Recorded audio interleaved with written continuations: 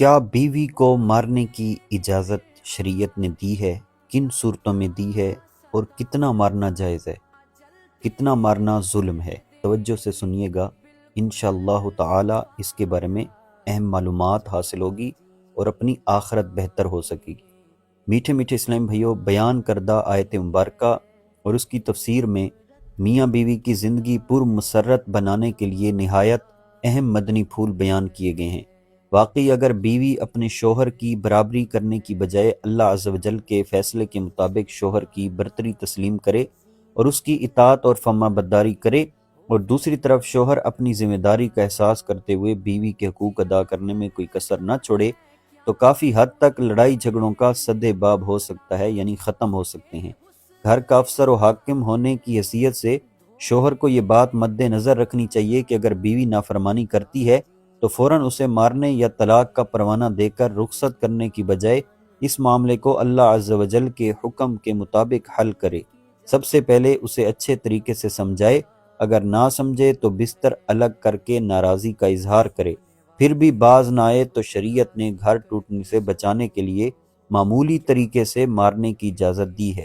یاد رہے کہ مارنے کی اجازت دینے کا مطلب یہ نہیں کہ شوہر بیوی پر خونخوار بھیڑیے کی طرح حملہ آور ہو جائے اور مار مار کر اس کی ہڈی پسلی ایک کر کے ظلم و ستم کی ساری حدیں پار کر جائے۔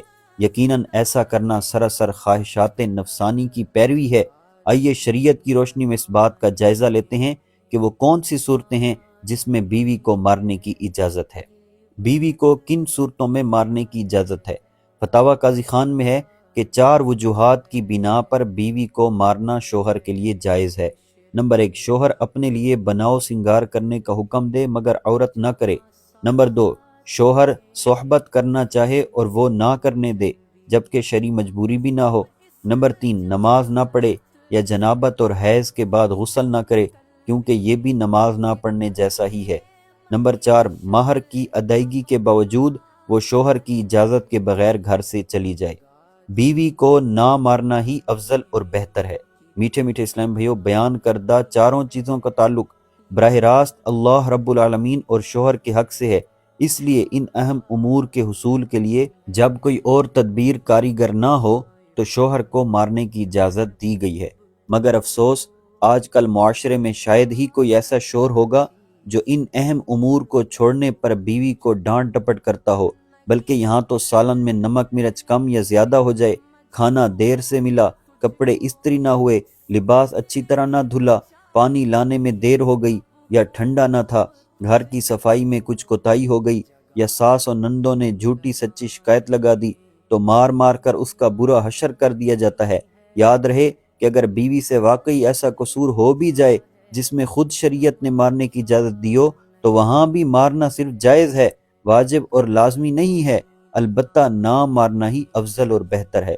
چنانچہ تفسیر کبیر میں ہے کہ امام شافعی علیہ رحمت اللہ القوی فرماتے ہیں، مارنا مباح یعنی جائز ہے لیکن نہ مارنا یہ افضل ہے، البتہ اگر مارے تو اتنا نہ مارے کہ ہلاکت تک پہنچا دے، بلکہ بدن پر الگ الگ مقام پر مارے، ایک ہی جگہ نہ مارے اور چہرے پر مارنے سے بچے، بنے ہوئے رومال یا ہاتھ سے مارے، کوڑا اور ڈنڈا استعمال نہ کیا جائے، الغرض ہلکے سے ہلکا طریقہ اختیار کیا جائے۔ امام فخر الدین رازی علیہ رحمت اللہ الہادی فرماتے ہیں، اللہ تعالیٰ نے قرآن مجید میں پہلے بیویوں کو سمجھانے کا حکم دیا، پھر بستروں سے علیحدگی کو بیان کیا اور آخر میں مارنے کی اجازت دی، تو یہ اس بات پر صراحتاً اور واضح تنبیہ ہے اور توجہ ہے کہ نرمی سے غرض حاصل ہو جائے تو اسی کو کافی سمجھا جائے، اسی پر اکتفا لازم ہے، سختی اختیار کرنا جائز نہیں ہے۔ میٹھے میٹھے اسلامیوں، کس قدر افسوس ہے ان لوگوں پر جو شریعت کی دی گئی اجازت سے تجاوز کرتے ہوئے اپنے بیویوں کو ظلماً مارتے ہیں، چھوٹی چھوٹی باتوں پر جب دل چاہتا ہے بے دریغ پیٹتے ہیں، بیوی قدموں میں گر کر معافی مانگتی رہ جاتی ہے مگر انہیں ذرا رحم نہیں آتا۔ کس قدر افسوس کی بات ہے کہ ایک تو صنف نازک پر ظلم کے پہاڑ توڑے جاتے ہیں اور پھر اسے مردانگی اور بہادری سمجھا جاتا ہے۔ کمزور عورت پر اپنی طاقت کا اظہار کرنے والے کان کھول کر سن لیں کہ روز حشر خداوند قہار و جبار کی برگاہ میں پیش ہونا ہے۔ اگر وہاں اس مظلومہ نے تڑپ کر آپ کے دنیا میں کیے جانے والے ظلم و ستم کے خلاف فریاد کر دی تو بتائیں کیا کریں گے؟ لہٰذا ابھی وقت ہے، توبہ کر لیں۔ اگر ظلم کیا ہے تو معافی مانگ کر راضی کر لیں، کہیں ایسا نہ ہو کہ بروز قیامت سخت مشکل میں پھنس جائیں، کیونکہ اس روز ہر ظالم کو اپنے ظلم کا حساب دینا ہوگا۔ بلکہ حدیث مبارکہ کی روشنی میں ایسے بد نصیبوں کی نیکیاں مظلوموں کو دے دی جائیں گی، اور نیکیاں نہ ہونے یا ختم ہو جانے کی صورت میں مظلوموں کے گناہ ان کے سر ڈال دیے جائیں گے۔